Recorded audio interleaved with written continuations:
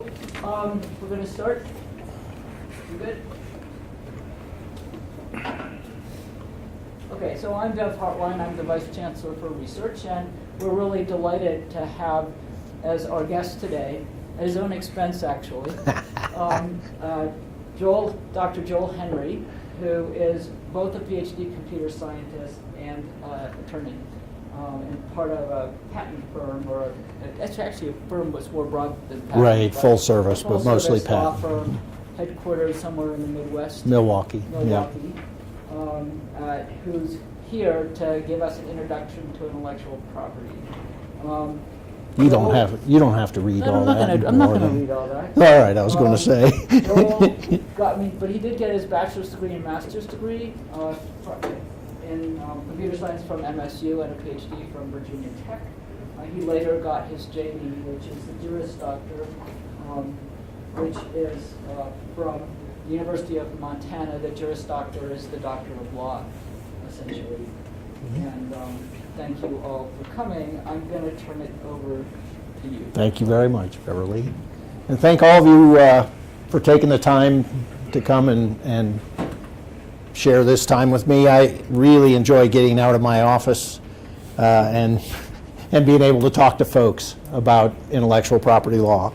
It's something I really enjoy. I think there's some really neat aspects of intellectual property law. Just for background, I came to Montana in 1978 to be a fishing guide. Does that sound familiar? That's a story people have heard before. And after a couple of years, my grandfather called me and said, "You can't make a life out of that." And I said, "Well, I can try." But no, I actually listened to him and decided to go and do something else, maybe not more, but else with my life. So I've been around Montana for a long time, and that's why I'm in Missoula. I love Montana and everything that it provides for all of us. So I put together an intellectual property presentation, and I want to warn you in advance, if the slide comes up and it's filled with all kinds of text, I'm just going to talk about this. I'm not reading you the text. We'll just talk about what's there. And please don't hesitate to interrupt me. Just say, "Hey, I got a question," it's fine. No dumb questions. If someone asks a question that, and if you think you're dumb asking it, that's only telling me I haven't done a good job of talking about it. So there's no dumb questions, just ask away. I want to do this sort of at a higher level so we sort of understand the framework and some of the specifics. If you want to dive into anything a little deeper, just ask the question or we can chat afterward. I'm happy to do that. The two areas I'm really going to focus on today are patents and trade secrets, but I'm happy to talk about trademark and copyright. I actually do a lot of work in the trademark area. Trademarks have become more and more valuable, so to speak. We have a client of the firm that has over 200 trademarks, so they can be very important. I'll try the arrow. Well, this worked a minute ago. There we go. It just takes its time. So let me talk just a little bit about the four types of intellectual property. Most of us think of patents. When you think of intellectual property, you think of patents. And I'm going to delve into this a little more, but patents give you the right to exclude people from doing what you're doing. Doesn't give you the right to do it. Kind of interesting. You can get a patent on something that you're not permitted to actually do. And that's happened. Because by the time you file a patent, you actually get it might be 3 years. The compound you patent may not be legal by the time you get the patent. It's kind of crazy, right? Trademarks are a way to uniquely identify a product or service.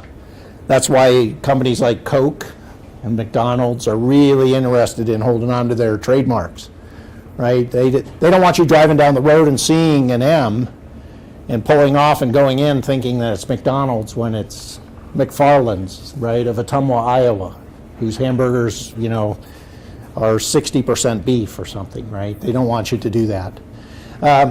Copyrights are very interesting in that copyrights protect a creative work that's been rendered into a tangible medium. So that could be a book or a movie or audio recording. For example, that yodel that was used by Yahoo years ago, I don't think they use it anymore. Yeah, that was actually copyright. Interestingly, copyrights last the lifetime of the holder plus 120 years So no one can do the Yahoo Yodel for 120 years.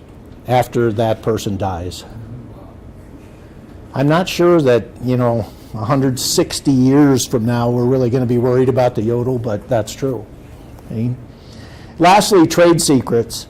The trade secret law has been bolstered significantly in the last half a dozen years. In fact, 3 years ago, there was another addition to our National Trade Secret Act. I often counsel startup companies to keep their intellectual property as a trade secret first. And there's some positives in that the initial cost is very minimal, but there's some negatives, and I'll describe those to you when we get to that point. So there's 4 different types of intellectual property. So what is a patent? Question. Is it only in the U.S. or it's all over the world that these rules apply? Yes and yes. Let me tell you why. You can apply for patent trademarks in the U.S., and then you can also apply for them around the world. So you can get them just here, or you can get them around the world. There are some negatives for getting them around the world, and that's cost and enforceability. Like, why would you pay for a trademark registration in a country that's not going to enforce it? Meaning other people can use it, and there's no repercussion. So there are multiple ways to do that. Okay. So what is a patent? So a patent really defines an invention, and an invention legally means that you've had the conception and you've had the reduction to practice. Okay? You can't get a patent if you didn't invent it, if you didn't have the conception part. So if you're sitting at a brewery and you're talking to somebody and they tell you about their invention and you take off and go and build it, you can't get a patent for it. The reverse is also true. An idea on a napkin that's never reduced to any practice, you can't get a patent on that either. So you have to reduce it to practice. Reducing it to practice can happen in 2 ways. The first way you could probably guess, you got to go build it. But interestingly, the second way, you don't have to build it, you just have to file a patent describing how you build it, and that's a reduction to practice. Okay? So there are 2 ways to get there from here. Okay? The key point, though, is it doesn't allow you to do anything, it allows you to keep others from doing it. Interestingly, that also means you can keep others from doing it in other countries and importing it here. If they do it in Thailand, they can't ship it back here if it infringes on your patent. Now, some people would say, well, geez, they're still doing it. But we should remember, right, we're the world's largest economy, so if they can't sell it here, that's a big commercial restriction. Okay? So what does the law say that you have to do to have a patent? Well, first of all, it has to be new, and it has to be useful. Being new is how we almost always challenge a patent. Being useful, we almost never do, because the bar for being useful is so low that it's hard to not make that bar. For example, there's a patent on a clamp that goes on a beer can that has a little umbrella on the top. Now, when you think of patents, right, you think of things like, airplane parts and other kinds of widgets, technical inventions that do cool stuff. You can get a patent on that umbrella.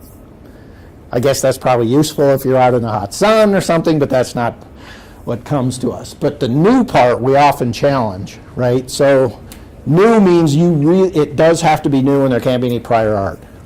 So, from my experience with other patent lawyers, they talk about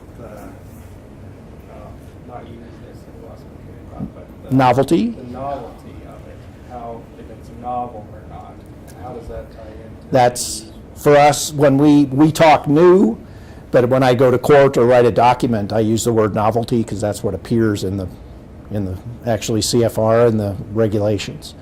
So the novelty is the same kind of thing. Or the obviousness, is that tie in? Because I've heard that term. And I always go back and forth with our patent attorneys on Obviousness. That is a tricky thing. So new is one thing, obviousness is another. So you could have something that meets the novelty, but you can argue that it was obvious. This is very frustrating. I'm actually finished an office action before I left to come here, and the examiner said, This is new, but it's not novel. It stems logically from these other two patents. So what does it mean to be obvious? Well, the examiner is telling my applicant that if you went and read this patent, and you went and read just this application for a patent, which the application never actually matured to a patent, if you read those two, it would be obvious what you're trying to patent. Now, as you can imagine, that is a huge gray area and a really slippery slope, right? Because I might be able to write a response and the examiner will read it and go, okay, that's fine. Or the examiner will read it and go, nope, I was right. I'm not giving you the patent. So then I got to apply again, and I might have to go through a process where I go to in front of the Patent and Trademark Office Board to get there from here. Obviousness is a challenge. Now, if my client gets a letter that says, I have a patent and you're infringing on it, then I turn my hat around the other way and I start reading it and I start thinking about, was it actually novel and was it obvious? Because I'd like to invalidate their patent. So I guess this is where lawyers get bad reputations, right? We can argue both sides of the coin. So that's a great question about obviousness. Yeah. Yeah. You can invalidate a patent after it's granted? You betcha. Yeah. And we often work hard on both sides of that. So I'm working hard now so that it doesn't get invalidated, but I've got a client who has a patent that we're trying to enforce against Facebook, and one of the very first things they're going to do is try to invalidate it by saying it's either not novel, not new, or it's obvious. That's how the wars are fought. But these are $250,000 to $1 million wars. I have a question about the composition of matter. So this matter is something you develop it or natural? If it is natural, so If it's natural, you can't patent it. okay, not to be new one. Right. So that's a tricky one. So if you invent a compound, it can't naturally occur in nature. Alternatively, if you have a compound that does occur in nature, you can patent a process for creating it. If you can patent the process in a way that's cheaper, faster, more efficient, has less waste, or something of that nature. That's what I mean. It's as soon as we start sort of getting down in the details, it gets really interesting fast. What would happen if you patented a chemical compound that you synthesized that doesn't occur in nature, but it was found in nature in the future and it wasn't known to exist before? You Like still. on other planets, there's minerals that don't exist here. That's a great point. And so right now, we've never had a case where somebody said, I got a patent on a new compound and they found it on Mars. But that's probably coming. My guess is you still get the patent because you came up with it on Earth and it was new, novel, non-obvious. Yeah. But I think that's a great question. Right. Other questions? This is great. I love the interactive part. I do want to hit on the abstract idea part. Okay, so this is an area that I have to battle all the time. I'm a technology, that's my specialty, software, hardware even, and the combinations thereof. You can't patent an abstract idea. And if you think about that for a minute, what's an abstract idea? Well, let's say you were sitting at home and you came up with a way to value a hedge fund and decide when to sell or buy based on what you had in the hedge fund. That's an abstract idea. You can't get a patent on that. On the other hand, I can get patents for software that take a combination of abstract ideas, but when you put them on the computer, it makes the computer more than it was by itself.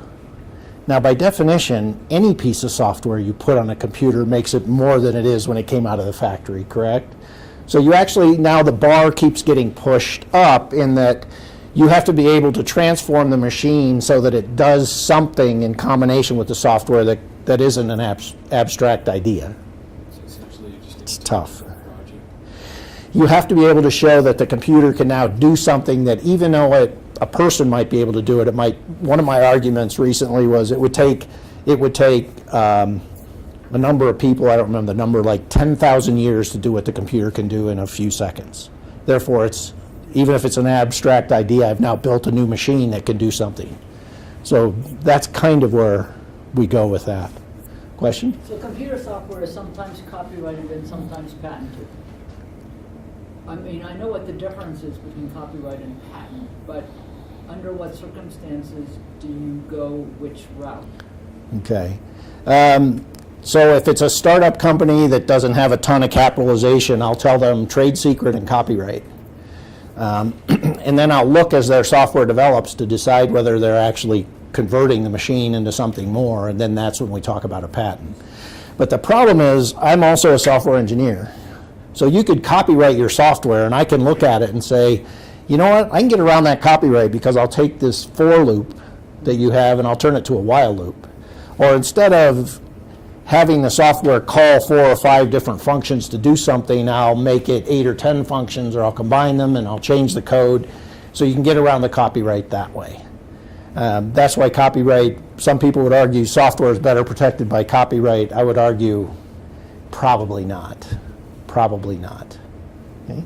So if you did what you just described, though, could you, I mean, would that be considered a derivative work? If I kept the rest of the work and changed part of it, that would be considered a derivative work, right? And that's a great point. A derivative work is you take what someone else has and you make some change to part of it, and that's a derivative work. And you can do that. One of the most famous cases is there was a picture of President Obama, but the person took it and changed the color and format scheme of it.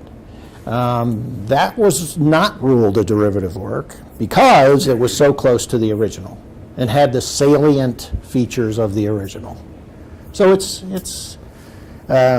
and I've also worked for a client who wanted to take some open source software and do something with it and call it their own and protect it. And so I walk them through how much you have to change before you can call it a new work. Okay? I also write licensing agreements for my clients that say anything that you do as a client of my client, if it's derivative work, it still belongs to my client. So I can protect that through contract law as well. Is this too much, too fast? I love this stuff. So So I've had quite a few patents, but on the item where it's a hardware patent or a method claim, or if it's an invention claim or a method, how do you differentiate between where does the method fit into the to this? slide? Yeah. Okay, so I've done patents that had only a system claim. And a system claim means I'm describing physical parts. And for me, for doing these, usually it's electrical engineering. So I would describe gates, flip-flops, gates, inverters, things, capacitors in certain configuration. And it's a system because as soon as you put power to it, it does whatever it's configured to do. In software, we'll write a system claim, which talks about what the machine does, and then we'll write a method claim, which talks about what the software actually implements. We've found that we can get through the patent process with a very well-done system claim and a very well-done method claim that go together. I've also done method claims alone, and those are risky. They're easier in physical sciences because you can describe a process where you do something to get a new compound out the other end, but in EE and CS and software, it's harder to do that. Is it typical that the patent attorney that's examining will split your patent into physical claim and the method claims and split into 2 patents before you do that? They shouldn't do that just because of that. Okay. So patents, if I file a patent and I'm trying to save money, and I'm going to pay my patent attorney for one, the U.S. Patent and Trademark Office can read through it and say, you've got 2 here, you have to split them. Those are called divisionals. But a good patent attorney can tell you in advance whether you're probably going to end up with a divisional, and it's cheaper. Unfortunately, there are some patent attorneys that are always looking for divisionals because they can basically write the same invention twice and make money on both of them. Just like any field, right? There's folks that are driven by different motivations. These are great questions. Okay? I mean, I've got plenty of slides, but we don't have to get through all of them. Okay? And I could probably skip a couple here. So the test, which you can probably figure, is it's got to be useful, it's got to be novel, and it's got to be non-obvious. Okay? It can't be an abstract idea. It can't be a naturally occurring chemical, and it can't be based on the laws of nature. It'd be kind of cool to patent gravity and make everybody pay for it, but you can't do that. Okay? So there's a bit of a history. This has come a long way. Patents obviously started many, many decades, centuries ago. The first patent was awarded in Great Britain. I think it's really interesting. We actually have patent law as part of our Constitution. Okay? Patent law stems from our Constitution. So that means that anybody in any state can practice because it's federal law. That also means if you have an issue and you have to go to court, you have to go to federal court. We also have now started to join together with the rest of the world to get our patent law consistent. So before March 16th, 2013, the United States was the only country in the world that had the first to invent doctrine. If you could prove you were the first to invent, it wouldn't matter what happened in terms of who got a patent. So you could go pay the money, get the patent, be sitting at home all nice and quiet, and suddenly I could come and take your patent away if I can prove that I invented first. We changed that in 2013. It's now a race to the patent office. Whoever files for their patent first gets the patent. That's the way the rest of the world had been for decades and decades. The idea about whether that's fair or not that's an interesting question. If you invent it, but you don't get to the patent office first, but at least it gives us a more clear-cut idea of who can get a patent and if you can hold on to it, right? And I think that that's worth a lot from a business standpoint. Okay? Is it who's awarded it first or who applies first? Who files first? Yeah. Why did they change it? To be consistent with the rest of the world, and we signed a treaty with a number of other countries in the world, so you can file a patent in the United States and designate it as what's called a PCT application, and then it will automatically go out to those other countries, and you can get a patent in the United States and in those other countries simultaneously through a single application. Makes a ton of sense. As long as you pay more money, right? You do pay some more money. Basically. Basically, yeah. And I have people who elect to do PCTs and some who don't. And some I tell them I don't think you should do that. But if you want worldwide protection, then you can get it much more easily. You don't have to write a second application, but you're right, it is more expensive. I just threw up a couple. This one was the Wright brothers for an airplane. Okay? But you should also notice that this hasn't prevented lots of other kinds of planes from being invented and patented. Okay? And interestingly, there's a patent on, or was a patent on the Statue of Liberty. Okay? Why would you patent? So let's talk about this. Patents, you file for them when they're granted to you, they're published, and everybody can read them. So patents and our patent law comes from the idea that there's a trade-off. You publish it so everyone else can see it in advanced science,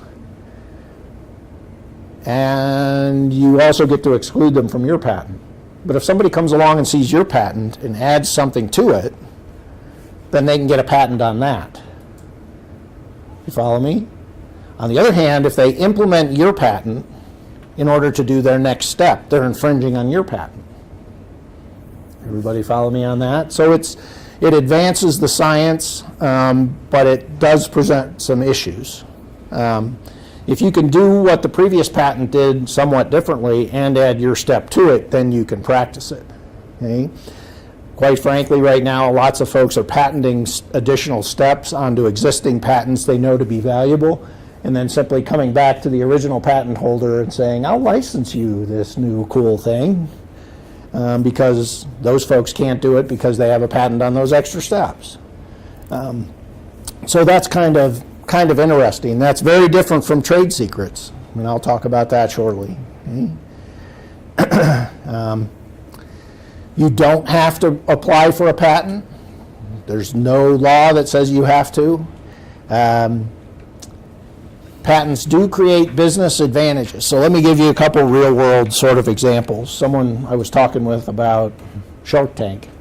Okay, so as a patent lawyer, I get with our corporate and transactional lawyers, and we assist our clients in getting investment into their company. I've been on calls where the corporate and transactional lawyer said virtually nothing, and the investors were totally focused on the intellectual property because that was the value of the company. And so the investment really turned on whether the intellectual property had been protected. Okay? I've also been on those calls where our client would divulge, yeah, I hired some people at the beginning of what I was doing, but I didn't have them under contract. Well, that means that you might not necessarily own their work. Therefore, the investor gets kind of nervous. If I put money into this company and some of these people who worked for you way back when come forward and say, that stuff's mine, and that's mine, and that's mine, I never granted you permission for it, then it can clobber a business.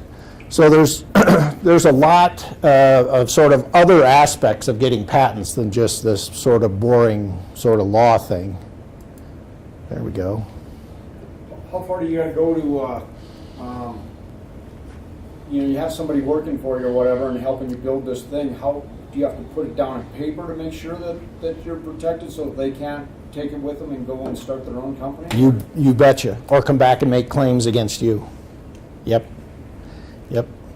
But I guess I'm confused a little, because if it's a race to the patent office and they haven't done so, how does the fact that they worked for you matter, or didn't work for you matter? Yeah, if they work for you without a contract in place and they build part of your system, Right?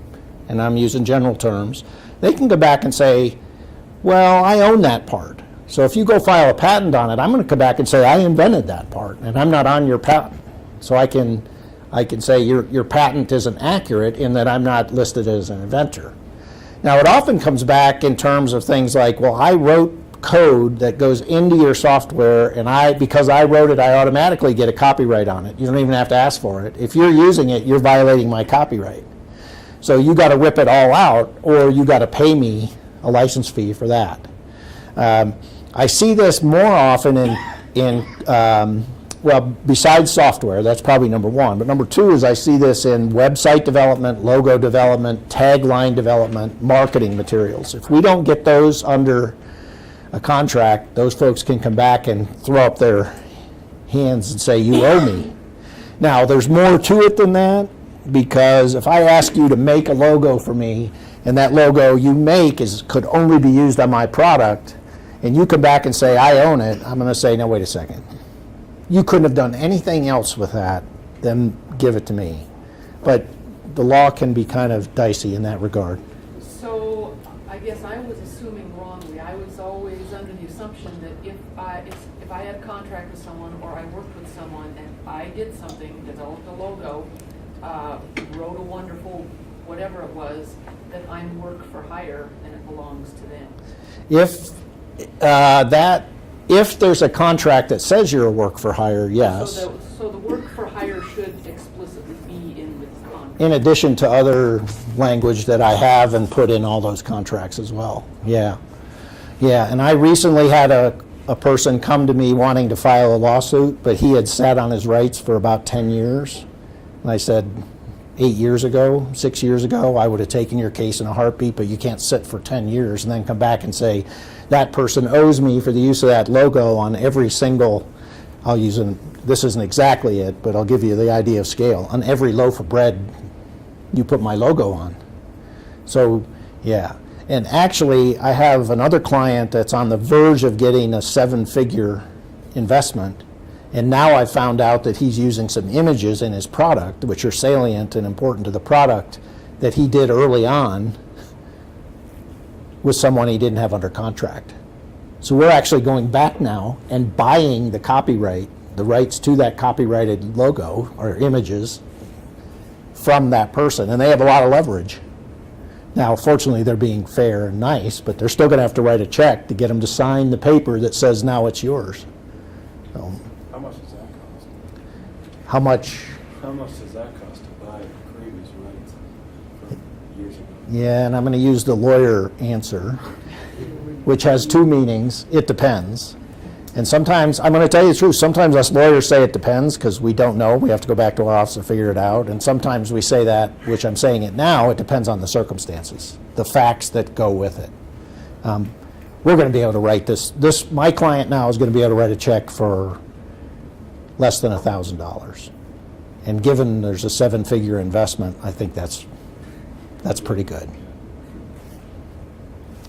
These are great questions. Go.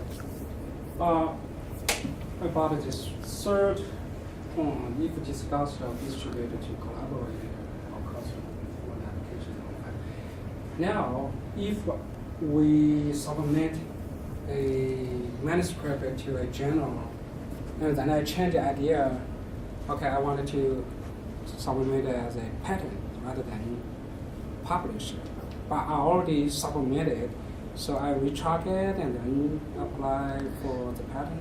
And that's an interesting question. So here's what happens. If I tell people publicly tell people in any way, publish, put on a website or whatever, the clock starts ticking. I have a year to get to the patent office and file.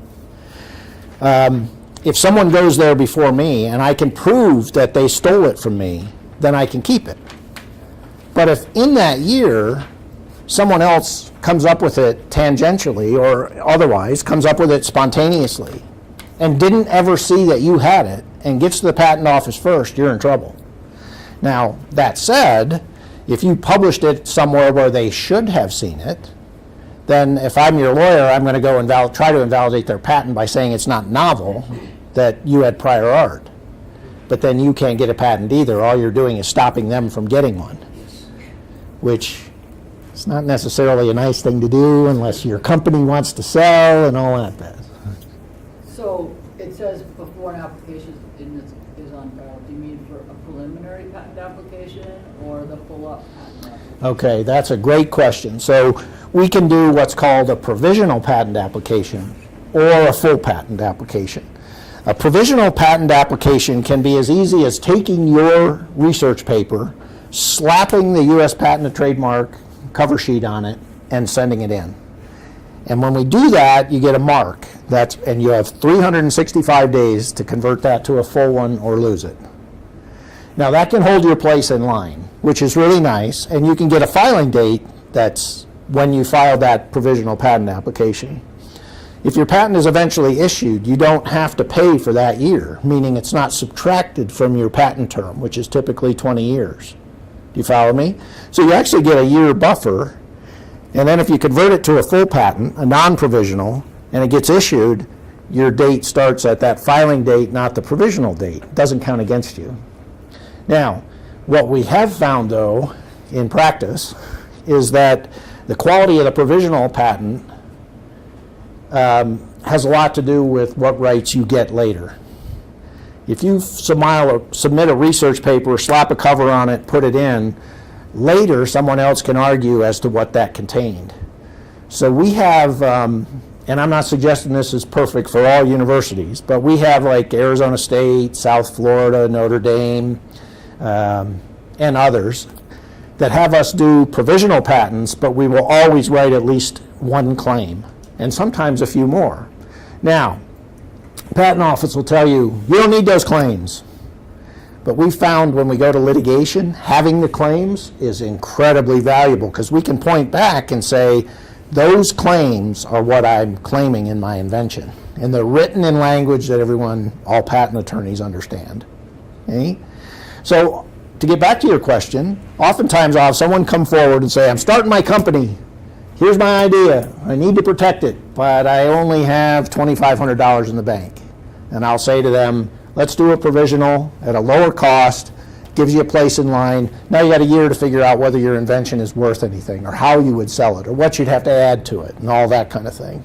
Okay? The other question that I think is important for some of these faculty is that supposing they do file a provisional patent application, what about the papers they submit to journals during that year before they file the full up? The full up? Okay. Are those papers depriving their full-up application because they're prior art, or since they came after the provisional, you already have the mark in the sand, and they don't penalize you in that way? They would not penalize you. Your own work can't be used as prior art against you within that year. Outside that year, it can. So if you do something and then during that year, or you do something and then you do something else and file the provisional, your own work cannot be used against you within that year, that prior art. Other people's can. We've had this weird situation where the work was released, we did a provisional, we had a year, and then someone came forward and said, oh no, I published this ahead of you, and we were able to go back and find something that the inventor had published before the other person, so we were able to sort of leapfrog and get back in front of them again. It's kind of a chess match, kind of, yeah. I would just say to you that if you think you have something patentable, you should probably chat about a provisional patent application before it comes out in print. Just to be safe, just to protect yourself. And that's what we advise people in my office. I say, if you're going to submit an abstract on this, if you're going to submit a paper on this, let's get the provisional. Get the cover sheet through, yep, at least in place. What does it cost to file a patent? Not a provisional. Well, I could start like at the low end. Just the cover sheet ones are very cheap. I mean, we do those for folks for just a few $100. If we do a provisional that has some claims in it, then it depends on we look and see what the disclosure looks like. You asking about the provisional cost? And I'm working my way up. Okay, I'm working my way up the scale. So far you've only talked about Provisionals, yeah. Because for example, I got a 10-slide PowerPoint presentation, and that was the invention disclosure, period. No, that was it. We said, time out. I can't write this for you based on this. It's going to take some time. So if you go on up the scale, typically we're somewhere between $7,500 and $10,000 for a non-provisional application.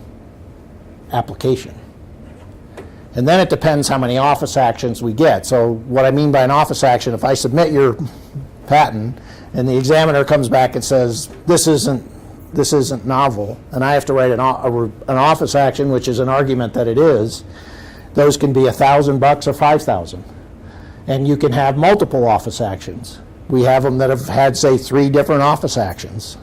So the application starts somewhere between $7,500 and $10,000, and every office action goes on top of that, and that doesn't count the USPTO or PC or the PCT filing fees.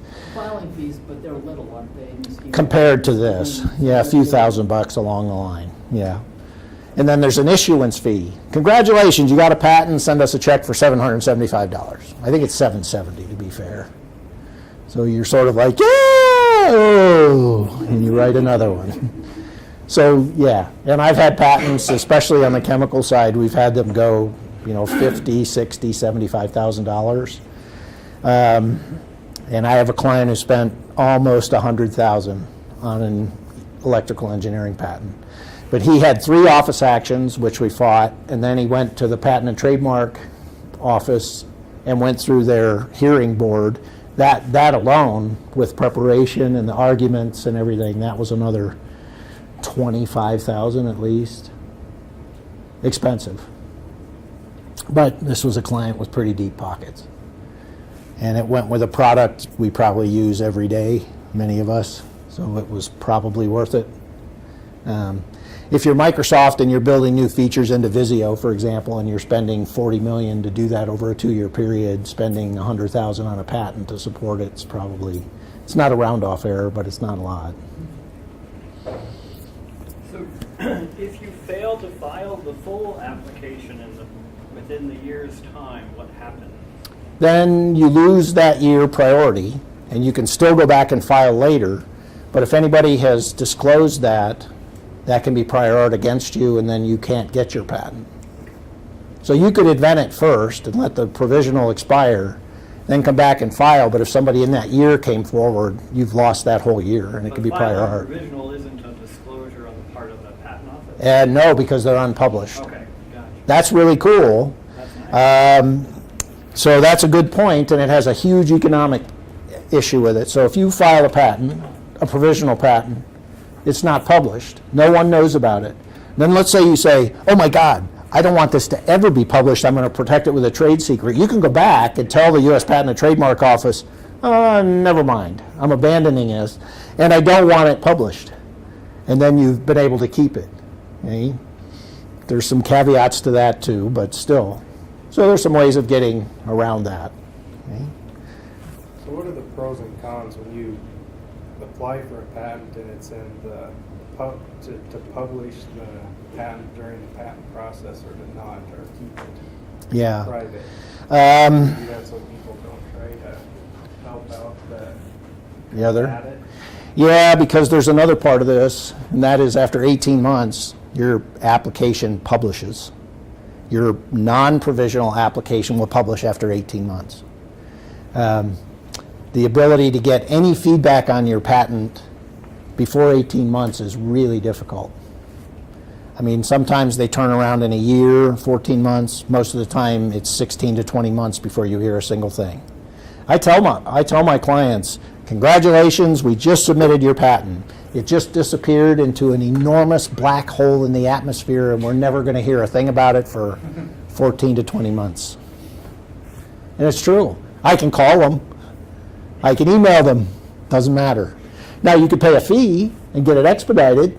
And then you might hear something within 8 to 14 months. So do you want to pay for 6 months? And there's a fee for that, but it doesn't really accelerate it very much.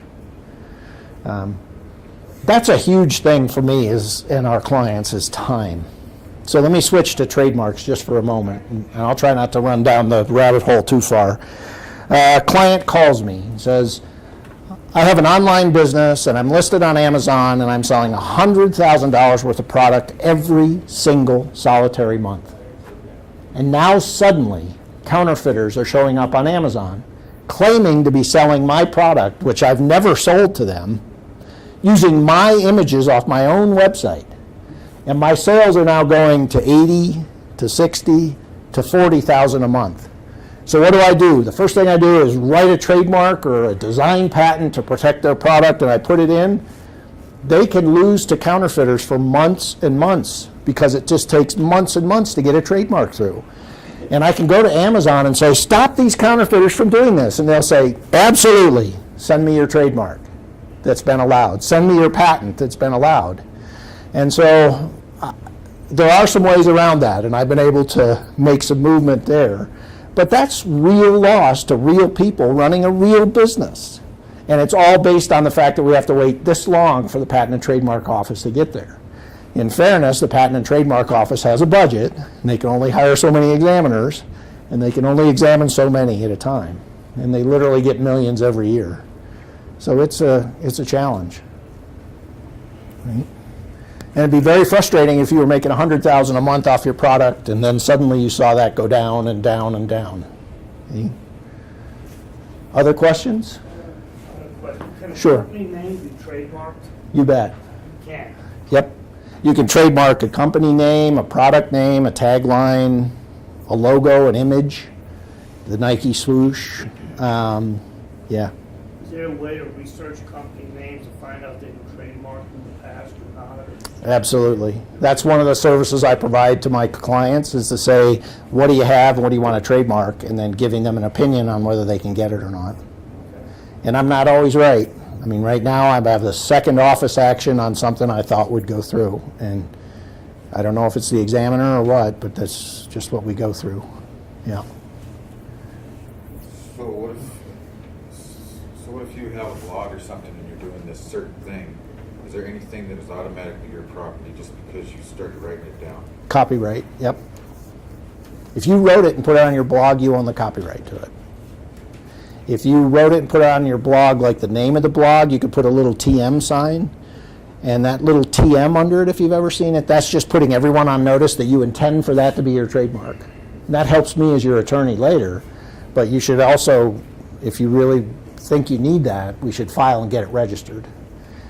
Once it's registered, then I can go to Amazon and I can get all the counterfeiters taken down. I can go to ICANN, which is the body that says, yes, you can have a domain name, or no, you can't. Here's an example. I have a client right now who was selling a lot of product through their website, and someone saw it and took and got the domain with exactly the same, except it has an S on the end. So names.com. So I go to ICANN and I say, take down that website. They're confusing the public, and ICANN says, do you have a trademark? And yeah, well, it's in process. Well, How much does it cost for a trademark? the initial filing is $800 for our firm, and then another $275 to file. So about $1,000. I only see office actions from trademarks on about 10% of applications. So that's pretty good. By the way, I got other ways I'm going to get that domain taken down, even if I don't have the trademark. Can somebody trademark the name of his child? His child? No, you can't get a trademark on a name, on you can't trademark Fred or Joan, Smith or Jones. Okay. Oh, about trade secrets, are there certain instances where they don't apply, like where the public might suspect that there might be something toxic in a new compound that's being used in food, or regulators might suspect that? How would trade secret law be handled in that case? And that's a really good question. And it's a big fight right now in the fracking industry of all things. Because everyone's probably familiar with fracking, right? A lot of drill fluids that and aren't exposed to the public. Right, and the compounds in those drill fluids may be a trade secret because they're more effective than the competition. But typically we would have what we would call a bench trial about that. A bench trial means there's no jury. The judge makes the decision. And in that trial, we would do what we call an in-camera review, which means you take the compound and the only person that sees it is the judge, and the judge looks at it, and then if both the attorneys look at it, then they can't disclose it either. So there's a way to keep it a trade secret even if it's in litigation. Does the judge have to have like a chemistry background if it's a chemical compound? No, but what happens is a judge will just call and say, I'm going to hire a consultant, and the litigation, both sides will pay for it, and they come in and review it and give the judge advice.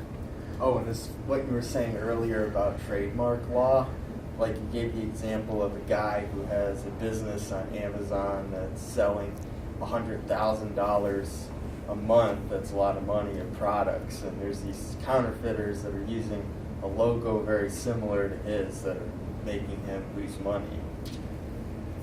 Isn't there the other side? There's things that go ahead. The counterfeiting people, or they're not really counterfeiters, but the people that are using a similar logo, what if they're producing a product that's much cheaper for the customer, that's very similar?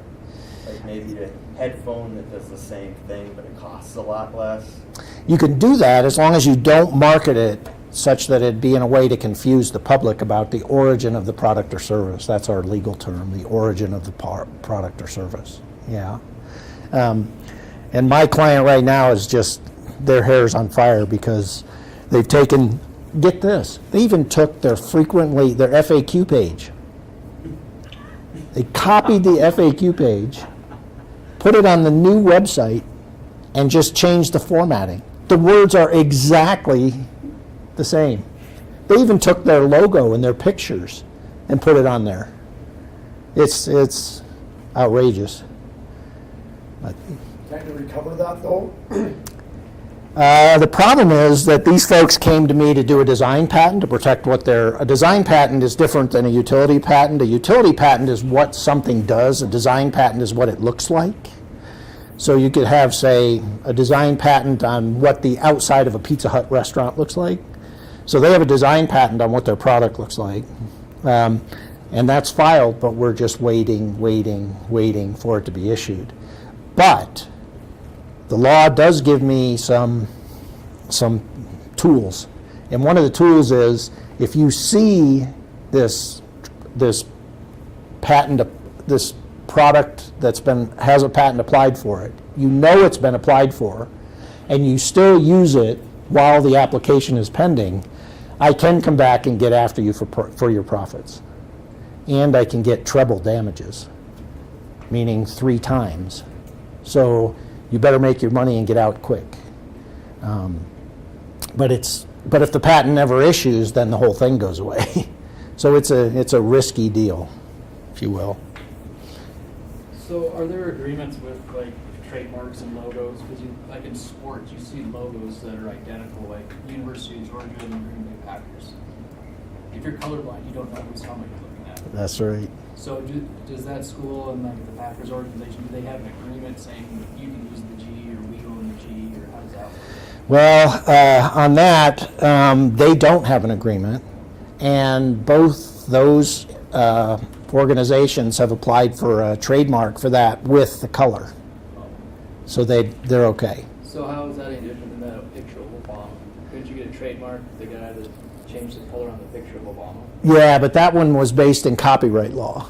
Oh, okay. And that's a great question, because the copyright was the production, but it's not being used to identify a product or service. So that fell into copyright law rather than trademark law. One of the sneaky things I do is, I shouldn't say sneaky as a lawyer, should I? I shouldn't do that. I'll apply for, say, a logo, and I'll say it in this embodiment is black and white, but we are claiming all color schemes. And then I get all color schemes. And that helps when you have an infringer who has taken your image and just changed the colors. But the Obama picture had some other stuff to it. Right, it was a little more artistic. I actually am colorblind. Oh, okay. Yeah, so that picture's hard for me to talk about, but yeah. So if a copyright, well, say I have a Facebook page and I named it this. Okay. Down the road, maybe I want to name my business that. Okay. Or if someone came along before that and took that name because Okay. they've seen my page, or I guess I'd have to prove they've seen my page, or Yeah.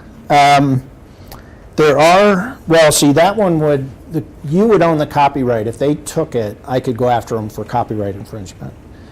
If you took that and used it as your business but didn't file a trademark for it, and they took it, then there's a lot of factors that come in, like how long until you knew it, how long did you use it before that, et cetera. say before I got to use it for my future business, someone came along and took it. And used it for their business. We could still do copyright, but we'd probably have some trouble on the trademark side. If you have something you've been using for years and people recognize it and you didn't trademark it, and somebody else comes along, I have to show that they have intent to confuse the public by using your logo. It's an uphill battle. And I can't go to the U.S. Patent and Trademark Office, I have to go to court. It's like the football helmets. Those two aren't in competition. They're not, I guess, they're One or the they other. are merchandise, I guess, but what if it's a totally different thing? Like one's not. Well, that's it. Yeah, that's why we can have Delta Faucets and Delta Airlines. Right. I can give you Delta to do one thing and you Delta to do another. On the other hand, I could even say if you want to trademark Fred's Hot Dogs, and the only hot dog stands you have are at Long Island or somewhere, and somebody comes along and they have a hot dog stand in, pick a place, Tillamook, I'll probably give you both of them because they're geographically limited. It's a little harder, but yeah. And that's not a great example because Fred's is not a good trademark, but yeah. So, can you bust the myth of the poor man's copyright? So if I write a short story that I've published on my blog, and I put a printed copy in an envelope, I put the C symbol on my blog, Okay. but I put the printed copy in an envelope, send it through the U.S. mail to myself, so it's got a stamp date on it. And does that hold any water, or is it a myth? But I think that would probably not, that would be a myth. Okay. I think at this point in time, if someone came to me with that, I'd say you don't need to do that. I mean, if you have it electronically, I can use that. I don't think you're establishing any Well, rights. You said that in the case of trademark, you could put the trademark symbol, but it's not a registered trademark. That's right. Versus, if I write a story, I own the copyright whether I claim it or not. Immediately, whether you register But it. marking it as with the little C, and then I've always heard that one way to, just one little added thing you could do is print a copy, put it in an envelope, mail it to yourself because you've got a date, Right. an official date. Yeah. It's a Well, myth, it's a myth. I think the only place that wouldn't be a myth is if you didn't do it electronically, you wrote it on a piece of paper, then you mailed it to yourself. If someone called me and said, I think I'll do that, I would say, don't do that. Get two other people, put it on a table, take the picture of 3 of you, and then save it. Because at that point, I've got it and 2 witnesses and you, and I've got a picture, and now I'm golden. But, I'm in the technical world now, the world of technology. So I think this proves I don't even need slides, right? I could just, Slides provoke some of the. yeah, I agree. Yeah, I agree. Harmful. And I think these questions are great, and I just hope I'm not bouncing around and, In terms of what you had additionally in your slide presentation, is there something that, given the conversation we've had, that you think, hey, we really ought to go look at that because. Yeah, I do. And then the other question is, do you feel comfortable leaving your slide presentation? I was going to ask if I could do that. Yeah, absolutely. I'd be happy to have you email it to me or leave it, and I can even collect it off of that. Yeah, I can give it to you off here. I'd like to use at least 57 seconds or whatever I have left to talk about trade secrets. Okay, so and I'll use your word, myth. The myth is trade secrets are cheaper than patents. That's a myth. Here's why. If you have your intellectual property protected by a trade secret, you have to protect it continuously through every conversation, through every contract that you have. If you don't, you'll lose it. If you add up NDAs and contracts and maybe term sheets that you disclose the intellectual property when you get an investment in your company, those things continue to add up. Okay? And so that's a myth that they're less expensive. Trade secrets are equally as expensive. Number 2 is if someone is using your patent, you can stop them from using it, almost whoever they are. A trade secret is different. If I hire a student to work for my software company, that student sees my trade secret, takes it, goes to another company and starts using it, I can go after the student and get his bicycle or her hat. Not to be stereotypical. What I'm saying to is they're judgment proof. They don't have anything for me to go after. They don't have a retirement, they don't have home or whatever. I can't go after the company unless the company told the person to steal it from me or they did something else nefarious with intent to steal it. Then I can go after them. So can you see what happens here? And if that student gets mad at me for going after them and posts it on their blog, I'm in deep trouble. I can still go after the student, but I don't think a bicycle or something else is going to compensate me for that. So therein lies the risk of a trade secret. Okay? So I felt like that was an important piece, at least, to get to at the end, is to bust the myth and talk about the trade secret, how you protect it. Okay? Trade secret, a separate thing from trademarks. Absolutely. Trade secret says I have this unique intellectual property, and I'm just going to keep it by not sharing it with anybody, or if I share it with someone, it's under a non-disclosure agreement with some huge downsides. But it's different. Okay? Is it true that the formula for Coca-Cola was split in half and kept in 2 different places? The story that we're told, or at least in intellectual property law, is that it was split, put in 2 safes, and there were only 4 people that had access to each safe, so 8 people total. That's one way to protect the trade secret. Was that when it had cocaine in it? Well, I've gone over time. One last question, I'll release you. I know you guys have been great, so please. On a trend basis, how, from this generation to previous generations, how is the volume of intellectual property doing? Is it going, we have many more, or is it level, or is it? I think, my opinion is, of course, I wasn't, around watching it in the 50s, but there's a lot more intellectual property now. Because of the tech and. Yeah, I mean, at the University of Montana, we have a Blackstone launch pad, and that place is busy all the time with students, faculty, and staff coming in with all kinds of ideas. The idea of being an entrepreneur is not as scary as it once was, and yeah, I think there's a lot more.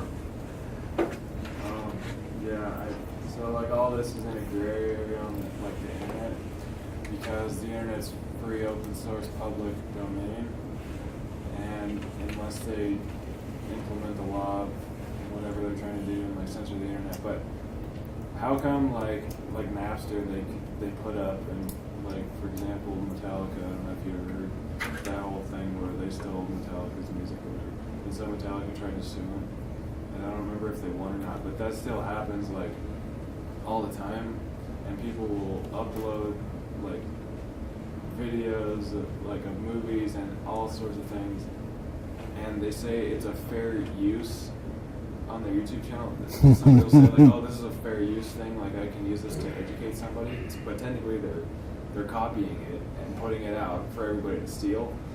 How come I can't go after them? As like, If you can find them. If I was in the company and I can go after them, is that legal to do? Like, No, fair use is there's whole different aspects to fair use. If I take 3 pages out of a book, photocopy it, take it to class and use it, that's fair use.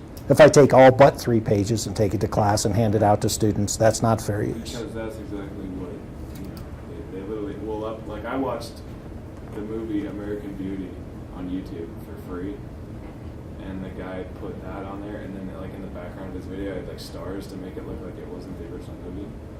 But technically he just... YouTube probably needs to take that down, or they're going to be in deep trouble.